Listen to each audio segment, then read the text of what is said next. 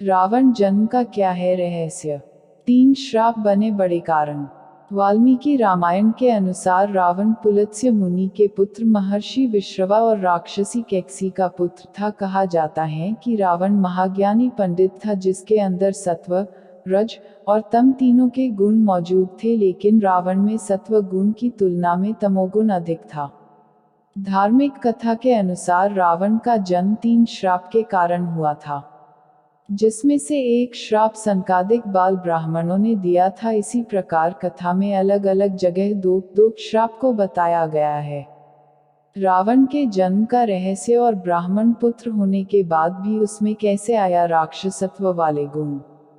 वाल्मीकि रामायणा की कथानुसार पौराणिक काल में 3 क्रूर दैत्य भाई थे, माली, सुमाली व मलेवन, और इस तीनों भाई ने ब्रह्मा की कठोर तपस्या करके उनको प्रसन्न कर दिया, और प्रसन्न होकर ब्रह्मा जी ने उन तीनों भाई को बलशाली होने का वरदान दिया, और वरदान मिलते ही ये तीनों भाई स्वर्गलोक, पृथ्वीलोक और पाताललोक में देवताओं के साथ साथ ऋषि, मुनियों और मनुष्यों पर अत्याचार करना शुरू कर दिया। इन तीनों राक्षसों का अत्याचार बहुत बढ़ जाने पर ऋषि, मुनि और देवतागण भगवान विष्णु के पास जाकर अपनी व्यथा सुनाई।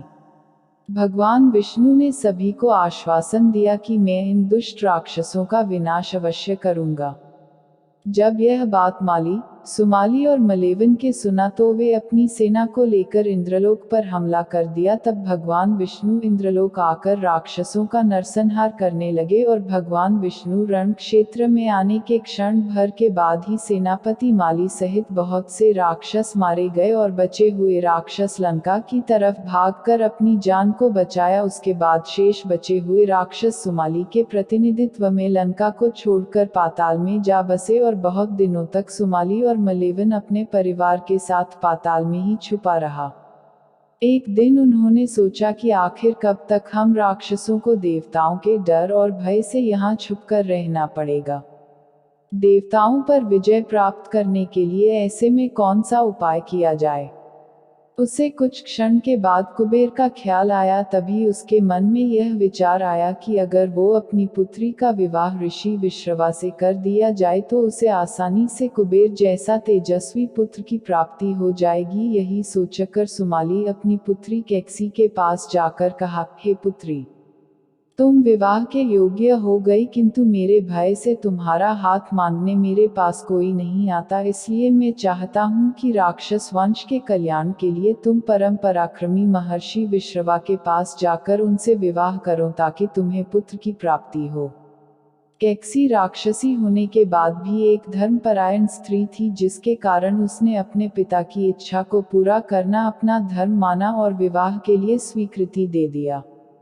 इसके पश्चात महर्षि विश्रवा से मिलने कैकसी पाताल लोक से पृथ्वी लोक चल पड़ी, लेकिन जब वो महर्षि विश्रवा के आश्रम पहुंची तो शाम हो चुकी थी। कैकसी आश्रम पहुंचकर सबसे पहले महर्षि विश्रवा का चरण वंदन किया और फिर मन की इच्छा को बतलाया। इस पर महर्षि विश्रवा ने कहा, हे भद्रे, मैं तुम्हारी इच्छा पूरा कर दूंगा, किंतु तुम मेरे पास कुबेला में आए हो, जिससे मेरे पुत्र क्रूर कर्म करने वाले और उनकी सूरत भयानक राक्षसों जैसी होगी। महर्षि विश्रवा के इस वचन को सुनकर कैकसी उनको प्रणाम करके बोली, मैं आप जैसे ब्राह्मणवादी के काल में ऐसे दुराचारी पुत्रों की उत्पत्ति नहीं चाहती, इसलिए आप मेरे ऊपर कृपा कीजिए। इस पर महर्षि ने कैकसी से कहा कि तुम्हारा तीसरा पुत्र मेरी ही समान धर्मात्मा होगा। कैकसी ने महर्षि विश्रवा से विवाह करने के बाद पहले पुत्र रूप में वीभत्स राक्षस को जन्म दिया, जिसके 10 सिर थे, शरीर का रंग काला और पहाड़ के समान आकार था, जिसे महर्षि विश्रवा ने दशग्रीव रखा, जो आगे रावण के नाम से तीनों लोकों में प्रसिद्ध हुआ। उसके बाद कैकसी ने कुंभकर्ण को जन्म दिया, जिसकी तरह लंबा चौड़ा कोई दूसरा प्राणी नहीं था। इसके बाद बुरी सूरत की सुपर्णखा का जन्म हुआ, और इन सब के बाद कैकसी के सबसे छोटे पुत्र विभीषण का जन्म हुआ, जो अपने पिता महर्षि विश्रवा के समान धर्मात्मा हुए। यह है वो तीन श्राप जो रावण जन्म का बड़ा कारण बना। एक संकादिक बाल ब्राह्मणों के श्राप से हुआ था रावण का जन्म। माना जाता है कि पूर्व जन्म में रावण और उसका भाई कुंभकर्ण भगवान विष्णु के द्वारपाल विजय थे। एक बार बैकुंठ जाने के लिए बाल ब्राह्मण प्रवेश द्वार पहुंचे, जहां जय विजय पहले से ही मौजूद थे। बाल ब्राह्मणों ने बैकुंठ के भीतर जाने की इच्छा जाहिर किया, जिसे जय विजय ने उन्हें जाने नहीं दिया, और इसी से बाल ब्राह्मणों ने क्रोध में आकर दोनों को मृत्यु लोक में जन्म लेने का श्राप दे दिया। लेकिन जय विजय ने इस श्राप का मार्ग जानना चाहा, तो ब्राह्मणों ने भगवान विष्णु की शरण में जाने को कहा।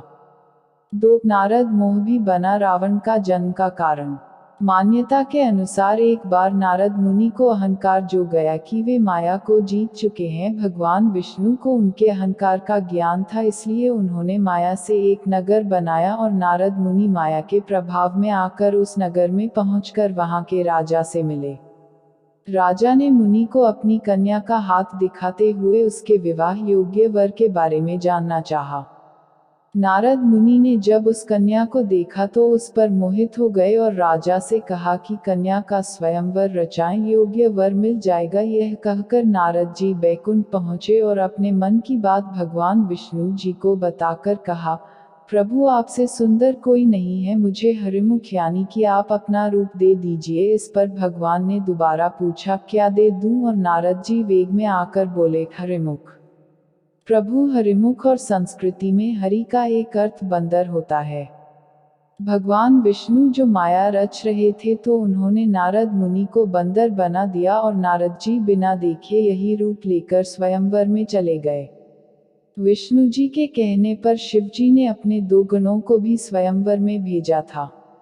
नारद मुनि स्वयंवर में उछल उछल कर अपनी गर्दन आगे कर रहे थे, जिससे कि कन्या उन्हें देखे और वरमाला उनके गले में डाल दे। उनकी ऐसी हरकत देखकर कन्या हंस पड़ी, और शिवजी के गण जो भेष बदल कर पहुंचे थे, वे गणों ने उनका मजाक उड़ाना शुरू कर दिया और कहने लगे। बंदर भी कन्या को देखकर स्वयंवर में आने लगे। अपना उपहास उड़ते देख नारद जी ने दोनों को श्राप दिया कि तुमने मुझे बंदर कहा, जाओ तुम दोनों को बंदर ही सबक सिखाएंगे। कहा जाता है कि शिवजी के ये दोनों गण रावण और कुंभकर्ण बने।